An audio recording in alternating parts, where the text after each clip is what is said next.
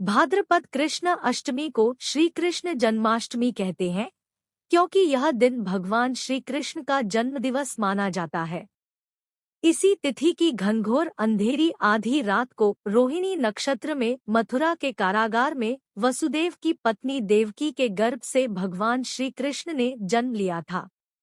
यह तिथि उसी शुभ घड़ी की याद दिलाती है और सारे देश में बड़ी धूमधाम से मनाई जाती है।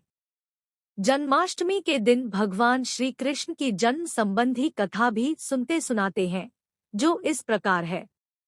द्वापर युग में भोजवंशी राजा उग्रसेन मथुरा में राज्य करता था। उसके आताई पुत्र कंस ने उसे गद्दी से उतार दिया और स्वयं मथुरा का राजा बन बैठा। कंस की एक बहन देवकी थी, जिसका विवाह वसुदेव नामक यदुवंशी सरदार से हुआ था। एक समय कंस अपनी बहन देवकी को उसकी ससुराल पहुंचाने जा रहा था। रास्ते में आकाशवाणी हुई है, कंस, जिस देवकी को तू बड़े प्रेम से ले जा रहा है, उसी में तेरा काल बसता है। इसी के गर्भ से उत्पन्न 8वां बालक तेरा वध करेगा। यह सुनकर कंस वसुदेव को मारने के लिए उद्यत हुआ। तब देवकी ने उससे विनयपूर्वक कहा, मेरे गर्भ से जो संतान होगी उसे मैं तुम्हारे सामने ला दूंगी। बहनोई को मारने से क्या लाभ है। कंस ने देवकी की बात मान ली और मथुरा वापस चला आया। उसने वसुदेव और देवकी को कारागृह में डाल दिया। वसुदेव देवकी के एक एक करके 7 बच्चे हुए और सातों को जन्म लेते ही कंस ने मार डाला। अब 8वां बच्चा होने वाला था। कारागार में उन पर कड़े पहरे बैठा दिए गए।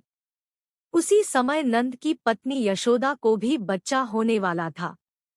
उन्होंने वसुदेव देवकी के दुखी जीवन को देख 8वें बच्चे की रक्षा का उपाय रचा।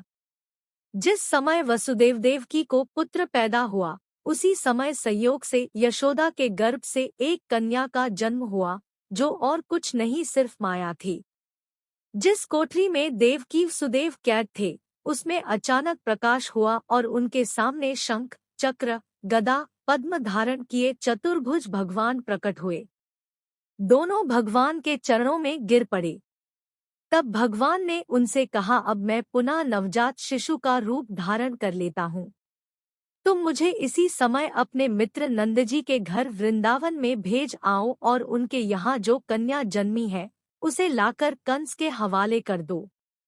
इस समय वातावरण अनुकूल नहीं है, फिर भी तुम चिंता न करो। जागते हुए पहरेदार सो जाएंगे, कारागृह के फाटक अपने आप खुल जाएंगे और उफनती अथाह यमुना तुमको पार जाने का मार्ग दे देगी। उसी समय वसुदेव नवजात शिशुरूप श्री कृष्ण को सूप में रखकर कारागृह से निकल पड़े और अथाह यमुना को पार कर नंदजी के घर पहुँचे। वहां उन्होंने नवजात शिशु को यशोदा के साथ सुला दिया और कन्या को लेकर मथुरा आ गए। कारागृह के फाटक पूर्ववत बंद हो गए। अब कंस को सूचना मिली कि वसुदेव देवकी को बच्चा पैदा हुआ है। उसने बंदीगृह में जाकर देवकी के हाथ से नवजात कन्या को छीनकर पृथ्वी पर पटक देना चाहा, परंतु वह कन्या आकाश में उड़ गई और वहां से कहा, अरे मूर्ख, मुझे मारने से क्या होगा। तुझे मारने वाला तो वृंदावन में जा पहुंचा है। वह जल्द ही तुझे तेरे पापों का दंड देगा। यह है कृष्ण जन्म की कथा।